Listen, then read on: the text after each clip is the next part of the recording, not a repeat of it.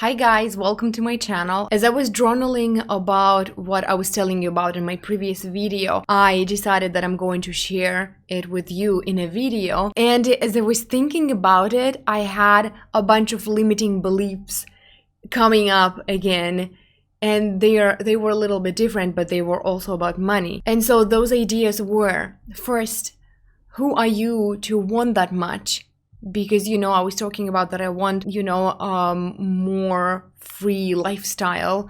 I want to eat what I want to wear what I want to buy what I want.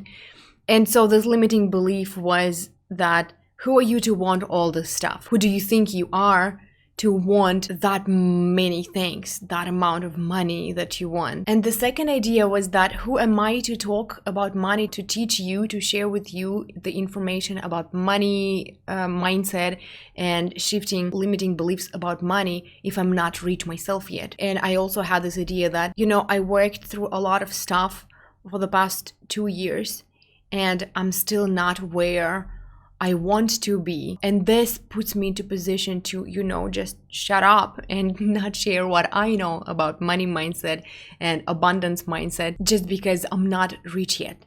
And I wanted to talk about these two limiting beliefs because I also know that there are a lot of people who go through the same process, who have the same limiting beliefs, same blocks. And the first one is, who are you to want this all, to want that much? And it also comes from my upbringing, I know for sure, because I have this specific relative that used to ask those questions. He didn't ask me that, but he used to ask, people. He used to talk to TV, and when he would see rich people there, he would ask them that. And I, like, when I was journaling about it, when I was addressing this exact limiting belief, I was talking to that relative and I asked, who are you not to want these things?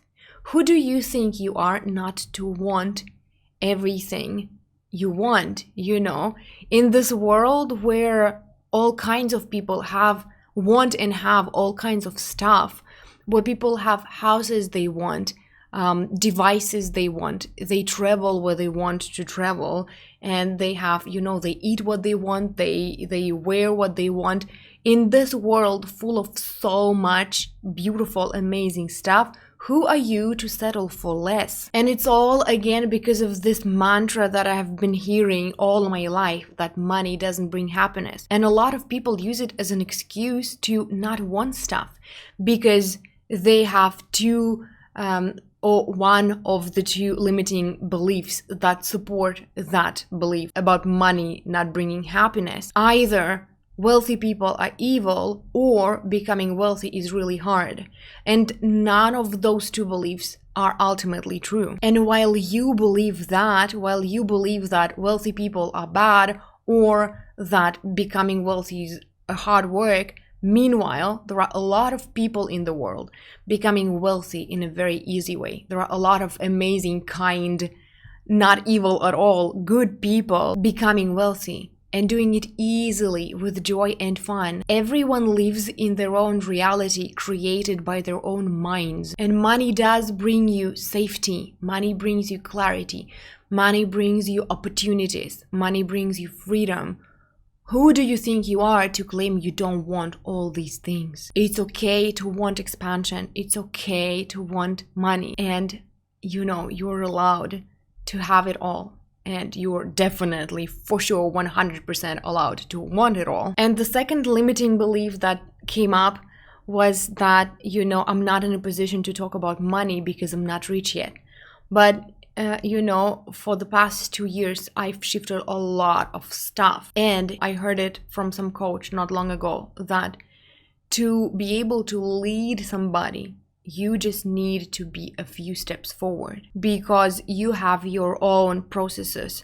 You have your own things you're working through, and your way of doing stuff, your way of solving your problems, your way of shifting through those limiting beliefs can be so useful. Your journey can be so useful for other people, and you just need to share your story. And this is what I am doing, and I know that I am now in a better place financially than a lot of other people, and I have stuff to share that can be so helpful. And also in this video, I want to talk to you about one more thing that came up as I was shifting through my money vlogs. In my previous video, I was telling you about, how I used to, from my childhood, divide all the spendings into useful spendings and useless spendings.